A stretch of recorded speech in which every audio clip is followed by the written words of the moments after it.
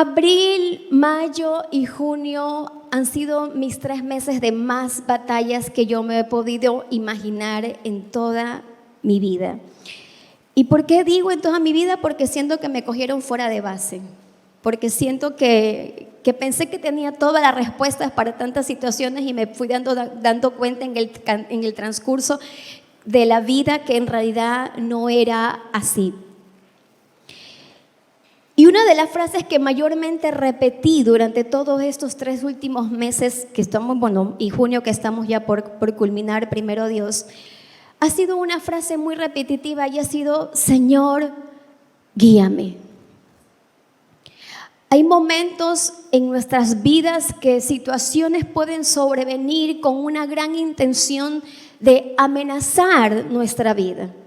Y no sé si alguien se identifica con esta expresión amenaza. Amenaza en la salud, amenazas en las finanzas, amenazas en la estabilidad laboral que de repente tenías, amenazas en situaciones familiares que tú decías, ¿y eso de dónde apareció? Nunca me imaginé, etcétera, etcétera. Cuando no tenemos una calidad de respuesta para este tipo de situaciones, nuestras vidas pueden caer en un caos terrible. Y cuando nuestras vidas caen en un caos terrible, uno dice: ¿y ahora cómo salgo de esto?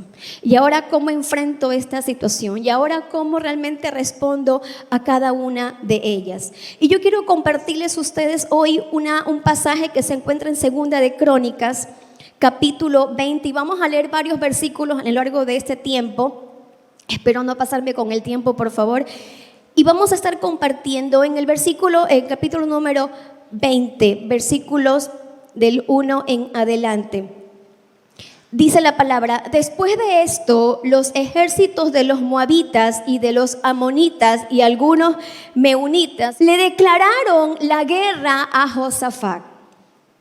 Y llegaron mensajeros e informaron a Josafat y le decían el siguiente mensaje: un enorme ejército de Enón marcha contra ti desde el más allá del mar muerto y ya están en Hazezón Tamar. Pero lo cierto es que Josafat estaba recibiendo un mensaje específico de que había un ejército que venía contra él. Y cuando él escucha este mensaje de que un ejército venía contra él, vamos a ver más adelante cuál fue la reacción que Josafat tuvo. Josafat se quedó, dice las escrituras, aterrado con la noticia. ¿No les ha pasado que usted se ha levantado un día y uno dice: no puede ser otra más? No puede ser y otra situación. Y uno puede decir: Señor, ya dame una tregua, dame un descanso, dame un respiro, porque como que siento que es mucho. Bueno, Josafat estaba en la misma situación. Josafat en ese momento, al escuchar tremenda noticia, él siente terror. Él se aterra en el alma, en su ser. Y lo siguiente que él hace es que él le suplica al Señor pidiendo que el Señor lo guíe. Y dice: y le suplicó al Señor que lo guiara, y después de eso él ordena a toda Judá que ayunaran.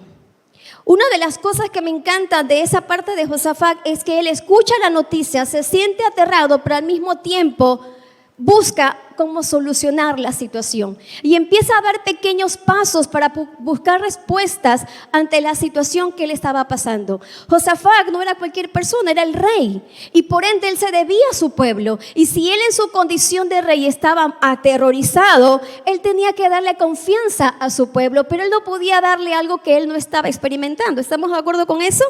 No podemos dar de lo que no hemos recibido. Entonces Josafat tenía que tener respuestas para poder actuar y saber qué podía hacer ante esta situación de amenaza que estaba golpeando su vida en ese momento. Versículos más adelante dice: de modo que los habitantes de todas las ciudades de Judá fueron a Jerusalén para buscar ayuda del Señor. Veamos lo sistemático del proceso. Josafat recibe la noticia, pide guía de parte del Señor, convoca al pueblo en ayuno y luego le dice: vamos todos a un lugar específico a buscar respuesta de parte del Señor. El tiempo de ayuno al que Josafat convocó a todo el pueblo, más allá de una abstinencia de alimento, era un tiempo de rendir su vida al Señor. Era un tiempo de decirle, Señor, nos estamos viendo amenazados. Nos estamos viendo intimidados por este ejército. Pero reconocemos que no podemos hacerlo solo. Y cuando Él decide convocar al pueblo en ayuno, para mí es una señal de que Él está decidiendo rendir su vida y decirle, Señor, soy humilde en reconocer que no puedo con esto, que necesito de tu intervención. Y Él no solamente se queda con ese sentir, sino que lo comparte con el pueblo y todo el pueblo es convocado a un ayuno. Y luego lo dice, no, vamos todos los habitantes y vamos a buscar refugio, vamos a buscar ayuda. ¿A dónde fueron? A la ciudad de Jerusalén.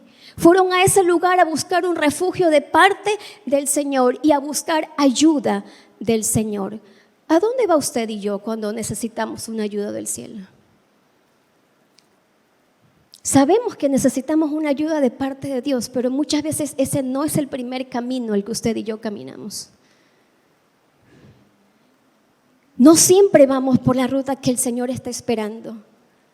Él sabe que necesitamos de su intervención, pero humanamente no siempre tomamos esa iniciativa de decirle, voy a este primer lugar, donde sé que en ti puedo encontrar la guía y la ayuda específica que yo necesito en esta situación.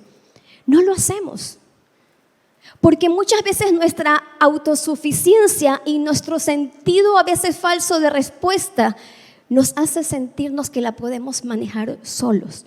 Y lo cierto es que eso, tarde que temprano, nos pone en evidencia los frágiles, los vulnerables y los necesitados que siempre vamos a tener de Dios. ¿Estamos de acuerdo con eso? ¿100%? ¿Seguros? Vamos en el siguiente versículo, de versículos del 8 en adelante. Y la palabra del Señor dice, en medio de toda esta situación, ellos estaban enfrentando una situación muy difícil. Y en el versículo número 8 dice, tu pueblo se estableció aquí y construyó este templo para honrar tu nombre. En el momento que Josafat reconoce que necesita una ayuda de Dios, Josafat empieza a traer a memoria todos los hechos que Dios había hecho a favor de sus antepasados. Y como que si Dios tuviera una memoria frágil, Josafat empieza a recordarle todo lo que él ya había hecho con sus antepasados y él le dice, tu pueblo se estableció aquí y construyó este templo para honrar tu nombre. Señor, aquí tu nombre fue honrado.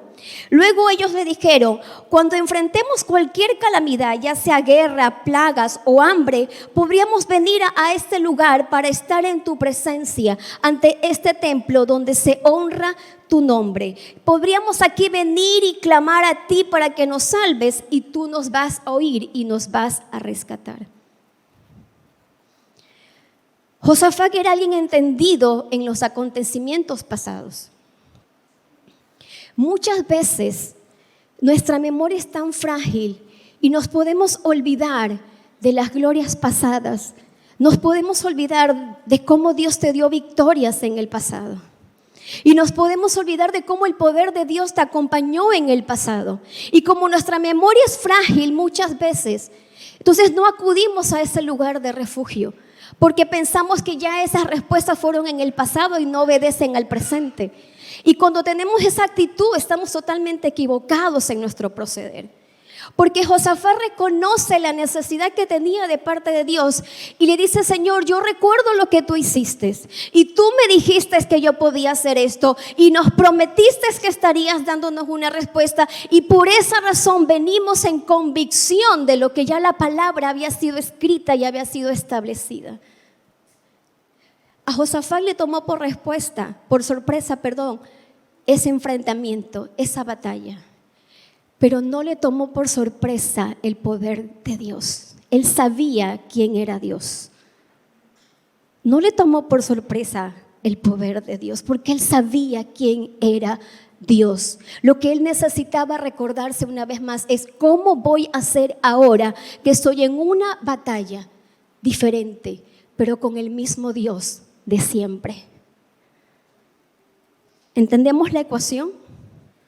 Las batallas pueden ser diferentes que estemos viviendo, que estemos enfrentando, pero tenemos al mismo Dios del ayer que quiere seguir obrando en el día de hoy en nuestras vidas.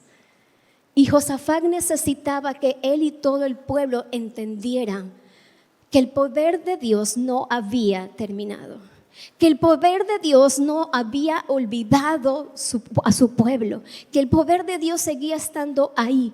Pero por eso ellos necesitaron entrar en ayuno y en oración, necesitaron convocarse en unidad, necesitaron ir al templo a buscar del Señor, a adorar su nombre, a clamar por ayuda para que la ayuda viniera.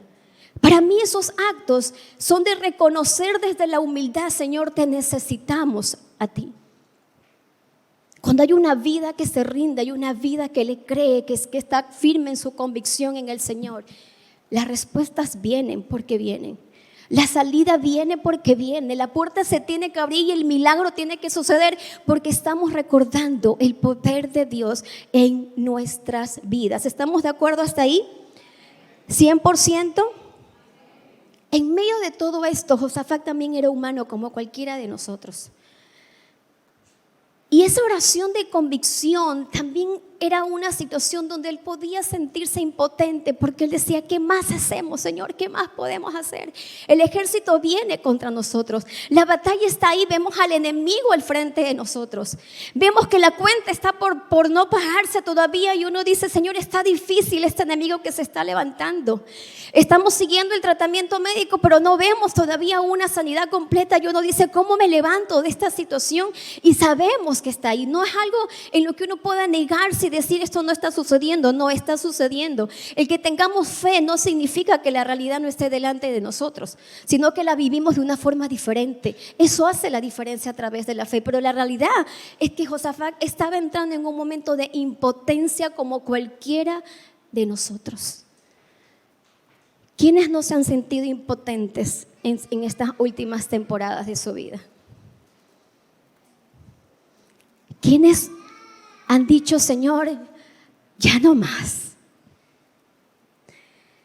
¿Quiénes han dicho: Señor, ya no encuentro respuesta? Y siento que más allá de tener paz, lo que siento es rabia, dolor, aflicción, impotencia de no encontrar más respuestas en medio de esto. Y lo que me provoca es: quizás si tengo que darle un puñete en una pared, se la doy con tal de sacar todo eso que tengo retenido. Josafat era tan humano como cualquiera de nosotros. ¿Y qué pasa cuando un ser humano tiene impotencia en su vida? La impotencia es la falta de fuerza que en algún momento determinado vamos a sentir por no dar respuestas ante un hecho. La impotencia es esa incapacidad de poder resolver algo o de responder de manera inmediata a una situación. La esposa te dice: ¿y cómo le vamos a hacer? No lo sé, no me preguntes porque no tengo la respuesta. Y la esposa se va impotente porque no sabe tampoco qué va a hacer ante una situación. Tus hijos te dicen: papi, ¿y ahora cómo vamos a salir de esto? Y los hijos se pueden sentir impotentes al ver que no pueden ayudar más. Hay cosas que quisiéramos cambiarlas en cuestión de segundos, pero penosamente no podemos. Y eso hace que nos podamos sentir impotentes. Y esa impotencia puede permitirnos a nosotros caer en un grado alto de ansiedad, de un cansancio emocional y físico y mental permanente. Hace que podamos tener falta de energía y entramos en una condición de pesimismo constante. Todo lo vemos en tono gris, no hay color para nada. Y por más ganas que le pongas y por mejor que te quieras sentir y hacer tu mayor esfuerzo, resulta que esto es más fuerte que ti y te arrastra a que te vuelvas a quedar en la misma condición. Y estos episodios los podemos vivir en cualquier momento de nuestras vidas. Pero ¿qué pasa cuando el ser humano tiene un grado excesivo de preocupación en su vida? Todos nos vamos a preocupar, no vamos a decir que no nos pasa, porque no, pues ni que fuéramos robots para no sentir. Y eso no sucede, todos en algún momento vamos a sentirnos preocupados. Pero ¿qué pasa cuando en nuestro cerebro se almacena un mayor grado de preocupación en nuestras vidas? Empezamos nosotros a liberar sustancias tóxicas en nuestro sistema. Y muchas veces la situación preocupante no es tan impactante como la manera en que tú transitas esa situación. Y muchas veces al estar en esos episodios lo que hacemos es maximizar un hecho que más allá de darle una respuesta satisfactoria a nuestro cerebro donde podemos tener salida a un hecho, simplemente no lo hacemos. Porque ya esas sustancias químicas naturales de nuestro cerebro, de todo nuestro cuerpo, empiezan a tener funcionamiento. Y nos sentimos incómodos, nos sentimos enfermos, nos sentimos agotados, nos sentimos emocionalmente afectados porque no estamos oxigenando nuestro cerebro de la manera correcta. Y Dios, que es experto en todo, porque déjenme decirle que Él nos diseñó y Él no tiene ningún detalle pasado por alto, Él tiene todo estrictamente ordenado. Él permite que podamos llegar a estos momentos de quiebres en nuestras vidas para a través de eso poder reconocer en nuestras propias vidas cuánto realmente vamos a necesitar de su intervención. Y hay una dosis y una cantidad de recursos emocionales que usted y yo tenemos dados de parte de Dios. Y que muchas veces, al no tener cuidado de eso, esos también vienen y amenazan nuestra calidad de vida. ¿Cuántos se han sentido enfermos en esta última temporada? ¿Cuántos se han sentido desgastados, desanimados, desalentados? ¿Sí? O cuando uno escucha una mala noticia, uno empieza a sentir como que de repente las manos le tiemblan, como que de repente le duele el cuello, o como que tiene algún otro síntoma. ¿Le ha pasado eso? ¿Sí? Ok, entonces en ese momento usted está permitiendo que su cuerpo, que su cerebro en particular empiece a generar una información a todo su ser porque usted recibió algo que no lo supo canalizar sabiamente. Yo no digo que no vamos a estar preocupados, porque no es verdad. Lo vamos a estar en algún momento de nuestras vidas. ¿Dónde está el detalle? Es que no sabemos preocuparnos de una manera saludable. Las preocupaciones tienen que ser momentos donde uno diga, esto no va a ser mayor que lo que yo sé que Dios va a hacer en mi vida. Y cuando usted logra hacer ese intercambio, usted está cuidando del templo del Espíritu Santo que somos nosotros. Y cuando nos desbordamos en preocupaciones, nos vamos a terminar enfermando. Por eso Josafat necesitaba ser contundente en una respuesta que Dios le iba a enviar y que ya la vamos a leer a continuación. Porque es importante que usted y yo, en un momento de preocupación, experimentemos una verdad que sea más contundente que la que estamos viviendo. Porque por tendencia natural, el ser humano, como cualquiera de nosotros, es más propenso a permitir que sus emociones lo gobiernen y no vivir bajo un razonamiento lógico de los hechos. A veces te están dando la respuesta, pero como las emociones te han gobernado tanto, tu sentido de lógica y de razonamiento no puede entender la verdad, no puede recibir una respuesta. Y a veces nos ahogamos en pequeñas situaciones cuando ya Dios dice, pero te estoy enviando la respuesta, pero simplemente no la quieres recibir, porque hemos permitido que nuestras emociones gobiernen más que la razón. Ay, es que estoy triste por esto. Pero si ya eso ya lo pasó, superémoslo, avancemos. No es que tú no entiendes, es que no tenemos espacio para la lógica ni para la razón. No podemos pasar en ese momento porque nuestra emoción ha sido más fuerte. Y en ese momento de miedo que sentía Josafat, porque era tan humano como cualquiera de nosotros, él recibe una respuesta de parte de alguien muy importante en su vida y lo vamos a leer a continuación. Permítanme un ratito que se me pegaron aquí las hojitas. En el versículo número 13 dice, mientras todos los hombres de Judá estaban de pie ante el Señor junto con sus esposas, sus hijos y aún los niños pequeños, había un mar de gente en ese momento. el Espíritu del Señor vino sobre uno de los hombres que se encontraban allí presentes, que se llamaba Jaziel. Dios usa la vida de Jaziel para traer una palabra contundente a la vida de Josafat.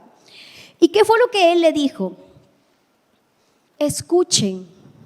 Ponga su dedito en su oído, por favor, y diga: voy a escuchar palabra de Dios. No voy a escuchar lo que no proviene de Él.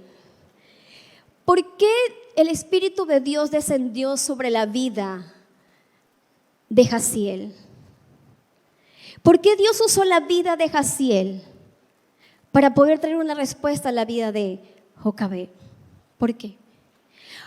Porque en medio del caos, en medio de esperar la respuesta, en medio de la salida, siempre va a haber alguien que decide guardar su alma en quietud para escuchar la voz del Señor. Siempre. Siempre va a haber alguien con un sentido distinto de razonamiento y de entendimiento ante los hechos. Y a través de esa persona Dios va a traer una respuesta a tu vida. Y muchas veces tú te vas a preguntar: ¿y por qué no me lo dijiste a mí primero? Porque no estábamos listos para escuchar. O porque estábamos tan sumergidos en el ruido de todo lo ocurrido que no teníamos tiempo de escuchar la voz del Señor. Y por esa razón dice que el Espíritu de Dios descendió sobre la vida de Jaziel. Y el mensaje que Josafat recibe fue el siguiente: escuchen, habitantes de Judá y de Jerusalén. Escuchen, le dijo luego al rey Josafat. Esto dice el Señor: no tengas miedo, no te desalientes. Por este poderoso ejército hay noticias del cielo en esta mañana para usted y para mí. Y la noticia, una de las tantas de lo que nos va a dar este pasaje, es que el Señor le dice: oigan, no tengan miedo, no se desalienten. ¿Saben por qué? Porque la batalla no es suya, es mía. ¿Cuántos dan aplauso al Señor por eso?